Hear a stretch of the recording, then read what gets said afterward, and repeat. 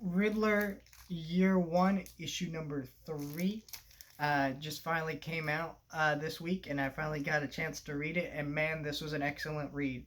In this comic, uh, if you don't know, I reviewed the previous issues, but basically, if you don't know what this comic is, it's written by Paul Dano, the guy who played the new Riddler in the new Batman movie, and it's his origin story, kind of like we have Batman Year 1, we have Riddler Year 1.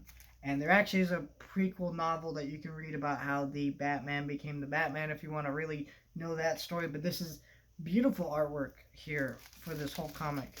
I still don't like the paper that this is printed on. It is very easy to tear and rip, though they've made it since thicker because I think a lot of people have had that issue. But it's gorgeous artwork. It's very creepy. There's a lot of meticulous planning to how it all looked and was put together. Like, there's so much interesting architect and framing here in this comic. It's really wonderfully put together. Um, and yeah, the previous issues, the first one was more about just kind of introducing us to who this character was, where his life was at. And then, the second one was more introducing to his terrible boss, what he has to deal with on a regular basis, kind of like neglect and kind of harassment he deals with just at work.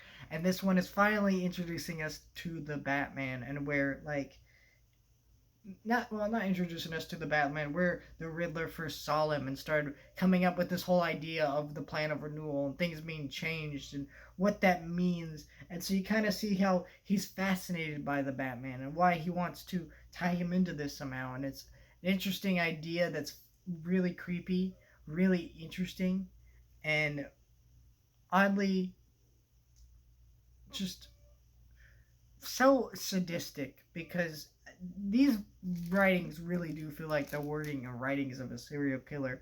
And I think that's really great, because the Riddler is a character in this movie that I think really is someone who could exist in the real world. Not in the way he does. Like, we're never going to have a freaking supervillain like flood the city or some shit. But we are going to have people who get online fan bases or watching people literally get tortured and see this shit happen, and they're cool with it or whatever. You see shit like this happen. It's really interesting and really fascinating on that level, and I think it's a really great read. If you haven't read these books, they're really fantastic. If you really like the Riddler and the new Batman, you gotta read this shit because it is awesome.